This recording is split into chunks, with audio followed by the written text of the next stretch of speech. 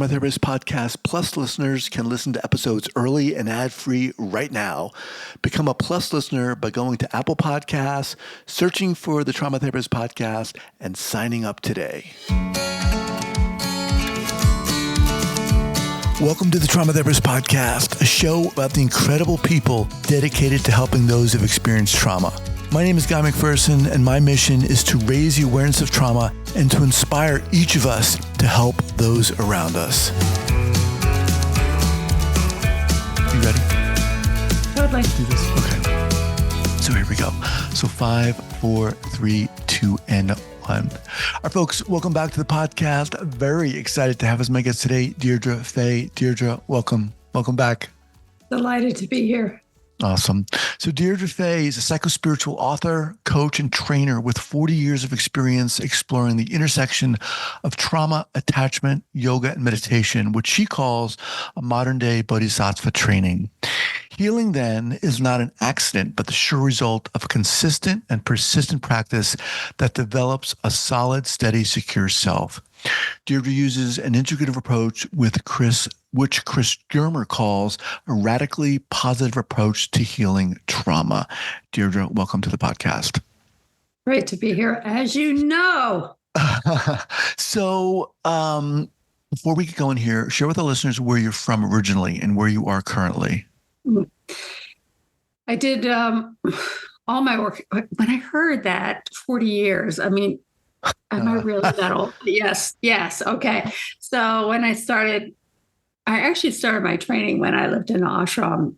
And that's where I got the understanding that of being in a body, I don't think I knew what it was like to be in a body before. And it's also as I felt safer and safer where my own history erupted. I didn't know I had a trauma history. So when it was time for me I had done a certain amount of healing and I needed to do more, and I also wanted the understanding of it. This is when trauma was really just being understood as a field or a contemporary field. And so I went to school, I got a degree, and then I was working in one of the big teaching hospitals in the Boston area, and I was doing my training there. And somebody had been in one of the workshops I'd done, one of the big conferences I'd done, and wanted to know what it would be like to teach people on the dissociative unit trauma, what it was like to have meditation. Could they do it? What would it be like for them to do yoga? And I was curious because I thought, can I really take what I've learned and apply it? And so I started working there. And then Bessel van der Kolk heard about the work that I was doing, and I joined his clinic there where I got to know all the greats, and Janina Fisher and I and Bessel van der Kolk had an office together. So we was really right in the thick of it all. Wow. And Bessel asked me to start leading groups. And so that really became what I call the becoming safely embodied skills. And Janina would send her clients and say, "What are you doing there? The people are getting so much better faster." Really? Yeah, it was pretty awesome. And I thought, what is going on? Why is this so different? And even now, years later, I don't want to calculate the years at this point. What is it that's different? And I really think it's about operationalizing the theory. There's so much theory. And as therapists, we're out there training, and we end up with so much. But then how do we apply it? And that's where we get stuck. We're in it and we're stuck. Mm-hmm. And frankly, our clients are stuck too. They want to be attuned to. In fact, I was just talking to a consultee the other day, and I said, what is so critical and why our clients even come to us in the beginning is to be attuned to. But that's almost like a sacred gift now in this world, or busy world where we're driving and pressured. And so people don't pause and just be with. As therapists, we're trained to do a protocol. How many sessions do we have? And so we try to funnel people into the protocol. But everybody needs. And one of the reasons why trauma is even a problem is because nobody heard that they were hurting, that something was wrong inside. And of course, the client wants to be healed, lickety split. We all want that, right? Mm-hmm. But it takes so much time. But the key piece is if somebody is like, wait a minute, wait, let me just get it. I just felt this inside. Something just happened here. And we pause. And that slowing down allows us to enter the moment and be with somebody. And we drop our training, which is hard to do, but if we let it go and stop worrying about it or trying to do it right, and we just, something's happening here. Something's happening. What is happening? It's like trying to untangle one of those little clotted balls. Mm-hmm. It's like, okay, well, this strand goes here. And when we do that, a client starts to feel heard and understood. And so years ago when I did 13 years of training with Dan Brown, who it's such a sad thing that he's left the world, because he's really was brilliant and thoughtful. And he really trained me in attachment theory and its application. And again, it was like, okay, how do I operationalize this? And one of the things that came out of it were these fundamental attachment needs. And attunement is one of the key pieces, that somebody can just be there with us. Deirdre, you are speaking my language. I love it. Seriously, love it. I want to go back, if we may, to the point when you started doing this, in that with the dissociative people who are experiencing dissociation. What did you do specifically? What were you doing? Oh my God. I remember trying to do simple yoga postures and simple. This would have been in the 90s, so there wasn't a lot. At that time, I think there were 2 academic articles about trauma. Did you just feel like this might be something, or what? No, well, it's mostly because of my own history. How come I had been able to meditate for hours a day, do yoga? I did yoga multiple times a day. And then when my trauma history erupted, it was like chaos. I didn't want to get out of bed, and I was like, what happened? What happened? If in yoga, we say the body is a temple for the soul. But I did not live in a temple at that moment. I was disrupted. So that was my opening quest. And so I would take things. But all right, so at that point, I had years of experience of doing yoga and meditation. So I would take simple things and try it with these women on the dissociative unit, and it freaked them out. And so I thought, okay, we have to freaked them out in a I don't want to do this way. It opened up the doorway too quick and too fast. Right. Okay. And so how do we slow it down? How do we really take one tiny piece of it?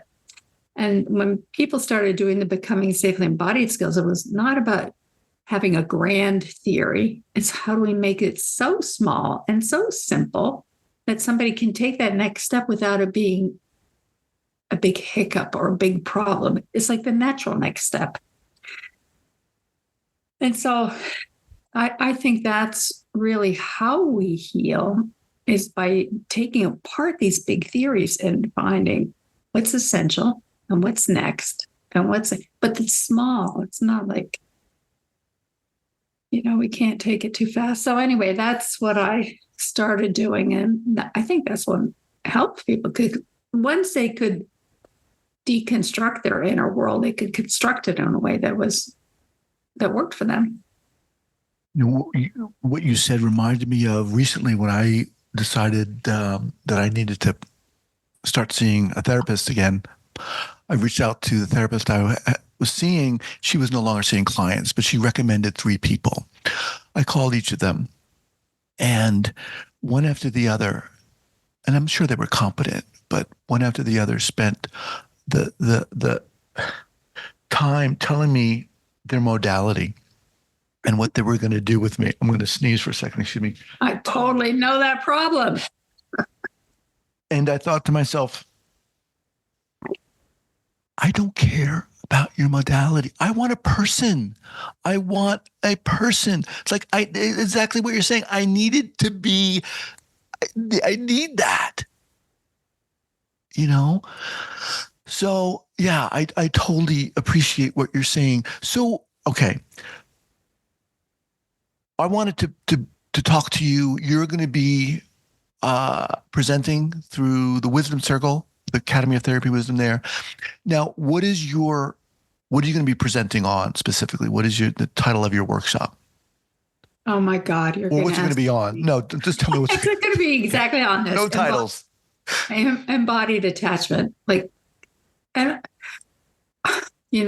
kind of gotten away from having a curriculum and more about attuning. Okay, so here's what we're going to do. What happens right now? How do you know? What happens inside you? How do you know?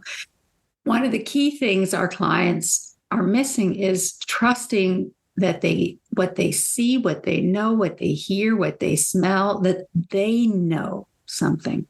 Our world is so much about the scientific research and the academic journal, but we forgot this person, both me as a therapist, but also the other person that's there. It's like they know something. And this is where yoga meditation is so powerful, because from that perspective, that person knows. They know themselves. They are the embodiment. Their soul, if you want to call it that, has come into this lifetime and is directing from inside. If we learn to listen to that voice, and certainly IFS has done a wonderful job at helping many of us learn how to use that skill of being with what in IFS we call self. And so how do we return to that? And not through a protocol, but even just listening and attuning and being with. I'm realizing that people have a native curiosity. And what I've come to trust is that our life actually is its own blueprint. So we're triggered, right? Which doesn't get triggered, we get triggered. But the trigger is not where we should spend the most of our life. The trigger is saying, there's something else. Come on, pay attention. There's more over there. For example, give us an example. What you're talking about. So if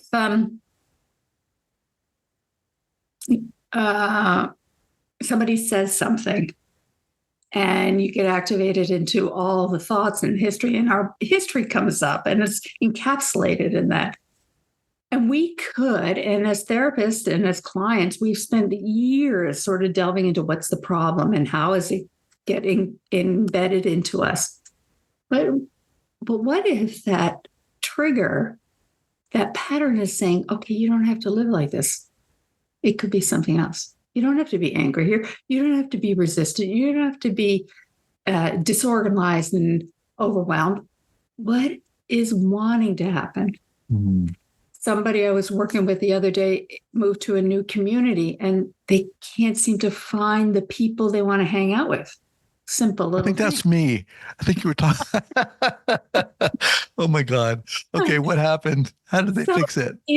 What happens for most of us in that situation is we get like, oh my God, look at what's wrong here. I'm not getting met. I don't belong. Where do I fit in? And we're caught in that loop, right? Yeah. But what could happen there is say, okay, what do I want?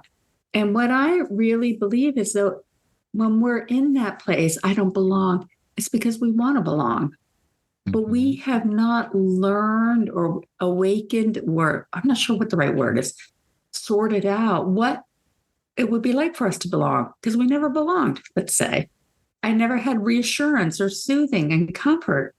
So then I do all kinds of other things because I don't know what it'll be like in my body to be soothed, to just like have my viscera let go, Mm-hmm. So the trigger, like I don't belong, we could land in that and swirl in that, or we could say, okay, what would it be like to belong? How would I know inside myself if I belonged? And what happens to all of us, therapists or clients, is we go back to the no and say, but it's not that way. And da da da da da. We hang out in that instead of saying, okay, let me carve out a new path here. I want to belong. What would belonging look like? Well, I don't know. I use this example a lot. I had a client a long time ago that was African American that grown up in a really, really dissociative family. The whole family was dissociative. Now, this person was very, very high functioning, extremely high functioning in the world. But this person believed they couldn't be in a relationship because, to put it bluntly, men are perpetrators. That was the belief that was encoded. So anytime the longing inside came out to be a relationship, it was triggering and activating because no, you can't, because you're just going to get hurt. And words would swirl in her head and memories and associations. So then we started saying, okay, you want to be in a relationship. Here's the trigger. Men are perpetrators, but what you want is a relationship. You want to be connected. So at that time, Barack Obama was the US president, and she liked Barack. And I said, so when you look at Barack and you see him with his girls, what in you? Do you think he's perpetrating these girls? No. So we confronted that old pattern and say, so what would that be like to be at the other end of that, to have somebody, what will you see? What will you feel? What will you hear? What do you know going on inside you? What do you know coming from outside? The signal. It's about repatterning those tiny little signals. And when you begin to you start orienting to that instead of the old. So if you want to belong, what would it be like? Well, I don't know. I've never belonged. Okay, well, who do you know that belongs? Well, I don't know. And you're going to unpack all that until you begin to see, if I belonged, somebody would welcome me, would want to see me. I would feel safe inside. What would safety feel like? How would you know in your body that you feel safe? And you really rework it at that incredible level. And Lisa Feldman Barrett is one of the researchers on emotion, and she has done a great work on unpacking this scientifically. And when I read her book, I thought, oh my God, this is what yoga meditation is all about, is understanding these mechanisms of how we put together the world that we live in. Wow. It's hard. Yeah. It's really hard because so much of even those micro movements you're talking about requires us, people who've experienced trauma, to trust ourselves, trust our feelings, to trust our beliefs, even to get beyond that. Yes. And so then it's like, well, how do you know when you trust yourself? Yeah, I reworked this with a consultee recently. And it's like, okay, how do you know what you know? Not what the world is telling you, but what do you know? How do you be inside yourself and trust that? And that is a huge thing. We all know that. You know that. I know that. Our clients certainly don't think it's possible for them, but it is. It is. And I think one of the things that's making me sad now about the therapeutic trainings that we go into is that it's about the other person. It's not about you trusting you. And this is where attachment theory is so Say that critical. again. What do you mean? Well, a child, I think of it as a developmental task of becoming an adult. As a child, we built a self by being mirrored and reflected from the outside in. But as an adult, I need to know who I am so I can be in relationship with myself so that I can be in relationship with you. But what happens is most of us are still caught in that. You should be with me in a way that makes me feel good or that I can heal. It's like, so that the outside world is supposed to affect, it does affect us, but it's about how do I know what I know so that I can be there with you. And this is the cauldron of every therapy. Every therapy has this moment where we kick and scream until finally we say, okay, let me look at myself. Let me stay inside myself. What's here? What do I know? And that's where things can start changing. In the present. Yeah. And so when we start realizing, like, okay, I didn't get my attachment needs met. That's why I don't feel secure inside, or I don't feel solid. I don't feel steady. So how do I do that? How do I build a self inside instead of asking the world to deliver that to me? It's like, this is my task. Okay, what do I need? I need to belong. I need soothing. I need comfort. I need reassurance. Of course you do. Of course you do. We all do. But these are so fundamental that we're ashamed of them. Mm-hmm. And when I worked with my own shame, which was like brutal, I realized that shame is an attachment wound. And the reason it's so physiologically horrific is because it's encoded at these subcortical levels. We don't think about it. But if I don't belong, the felt experience of not belonging is excruciating. Mm-hmm. If I feel like I'm going to be shamed all the time because something's wrong with me, because I'm not wanted, nobody sees the best in me, nobody wants to hear what I have to say, whatever it is, it's something is wrong. It's not a thought form. It's horrifying. But once we begin to validate, of course you need to be heard. Of course you need to be seen. Who do you want to be seen by? How do you want that seeing to happen? What would that experience look like out there? And what would it feel like inside? Then we really can start changing. Because we own these fundamental things. I feel like, shame, I feel like now I have healthy shame, but I don't have that excruciating awfulness because I was like, oh, I'm feeling ashamed. I want something. I needed something that I'm not getting in the moment. Okay, that's an indicator to me. How do I have that? Or am I looking in the wrong place? Do I need to turn my gaze over here and see what else? In workshops, I do the whole experience about the attachment mirror, literally drawing out what if I look in the mirror of life, what do I see? What do I hear? This is what the old model. Mm-hmm. But what do I want? And how do I design that? How do I begin looking in a different direction? And most of us don't feel like we have that choice. We feel trapped in our lives. Oh, but man.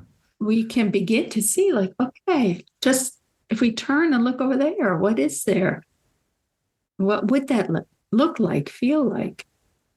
So what you're saying is a lot of us, when we're kind of immersed in our own shame, for example, we're encumbered by it. We're oppressed by it. We don't know where to move, how to act, what to feel. And you're suggesting, if I'm hearing you correctly, we're inviting people you're asking a question, first of all, which gets the mind thinking about something else and looking in a different direction. And for the first time, maybe thinking, what do I want? How do I want to feel? Is it even possible? And to some of these questions, a lot of us might say, I don't know. No one's ever asked. That's right. We do know. And the reason we know is because we know we don't want that. We know we're ashamed of that. We know we're hurting here. But we just haven't known or had somebody validate or listen to us or encourage us to see what's over there. What else? What does our heart want? I heard something the other day that Henry Miller, the writer, said when he started painting. He said that creativity for him was about wiggling outside of a straitjacket. And I thought, oh my God, I so know that.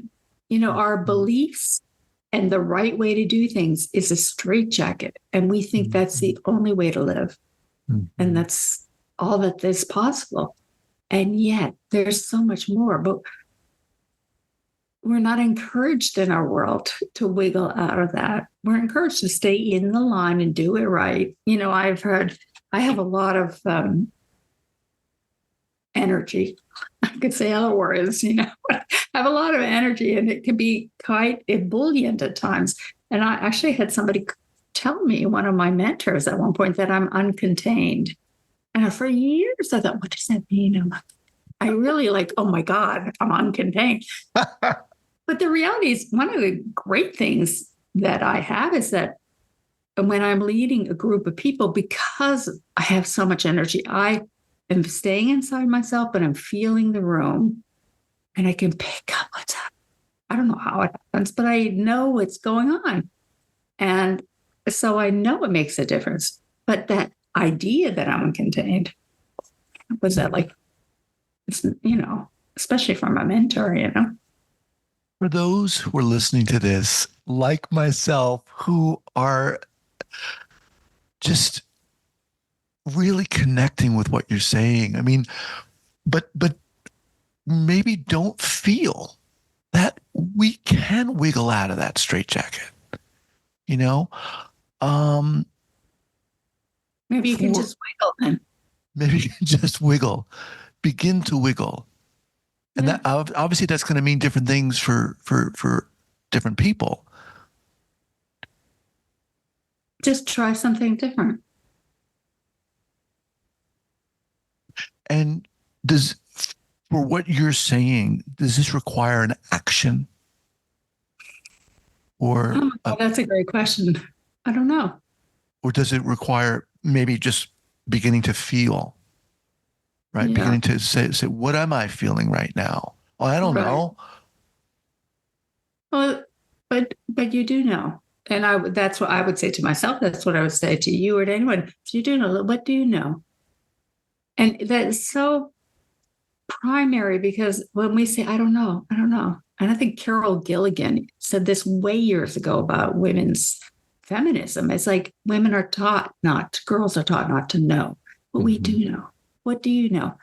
I know I don't like this. I know that I'm scared. I know that I want to feel alive, but nobody said it was possible. I know that I want to be seen. I know that I want to be quiet.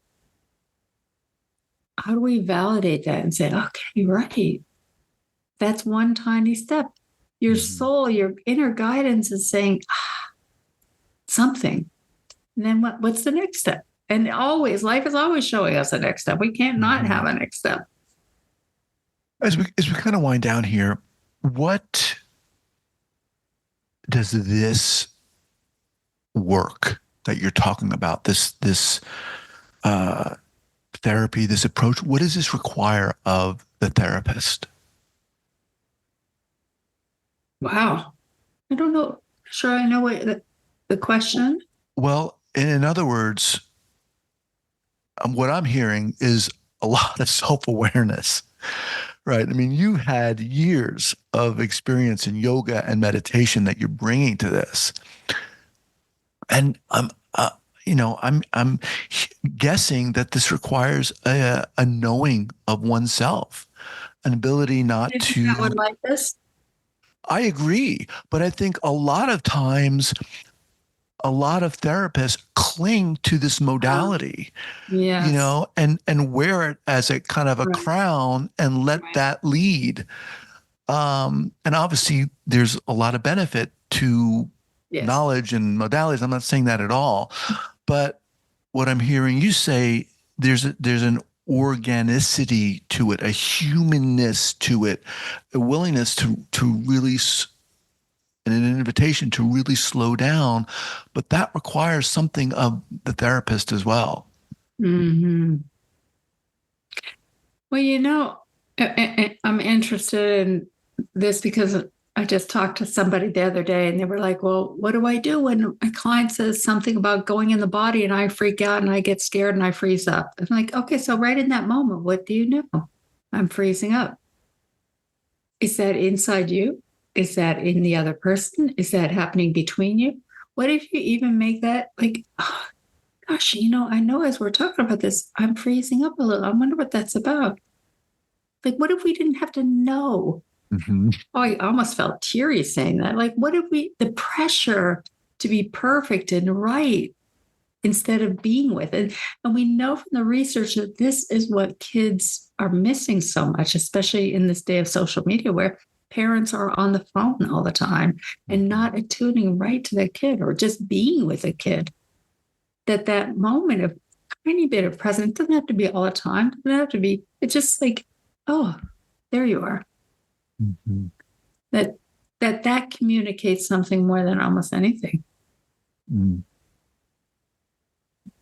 Deirdre, unbelievable. You are speaking the truth. I mean, seriously, love it. This is what you do.